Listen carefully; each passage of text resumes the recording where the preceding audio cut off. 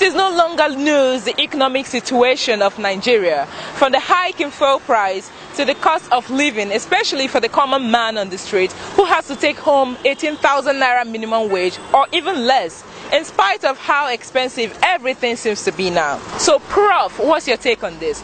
And I beg you to please come down to our level so that my viewers will understand what you're saying.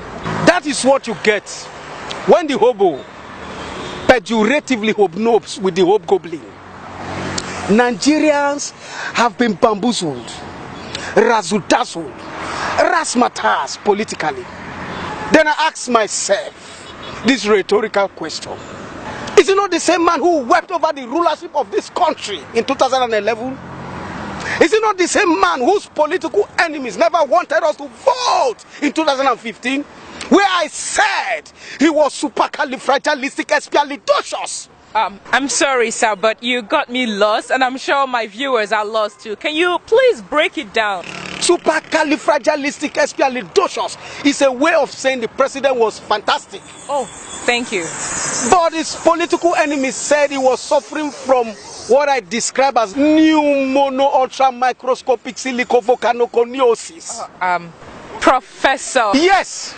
It's a word that is supposed to be called silicosis, meaning a lung disease. But in search for the longest word in the dictionary, they pep it up to become a 45-letter word, which is new mono-ultra microscopic silicovolcanoconiosis. Thank you. Yes. That is what they said he was being attacked of. But we insisted. We voted him. He got victory. Today, what we get in return, what we get in appreciation, is the colossal, gargantuan, humongous and endemic fuel price, high cost of living. What an opprobrium, what an odium, what an ignominious memento. That even at the barbituration of the so much acclimatized rebarbative subsidy orchestrated by the anomalous cabal, how did they arrive at 145 naira per litre? How much was this subsidy per litre? Look at it.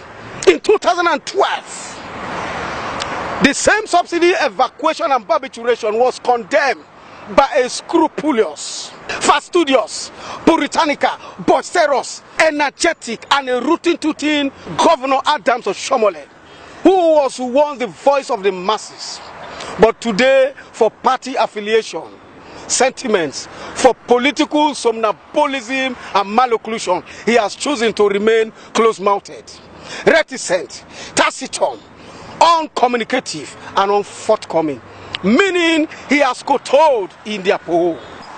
This is sardonic, opprobrious, malevolent, contumelious, erroneous, lugubrious, and exasperating. What a political baloney. What a political ballyhoo.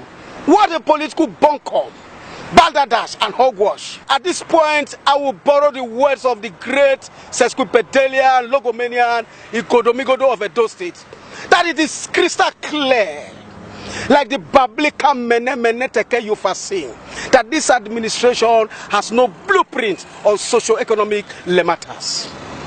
But I will advise you to tell Mr. President that following his antecedent and pedigree, we know him, he can do better. Tell him to do better. But at this point, we will not kowtow in their poho. Thank you. Well, Prof, thank you very much for talking to us. Well, viewers, Prof has taught me a new word today. Should we kowtow in their poho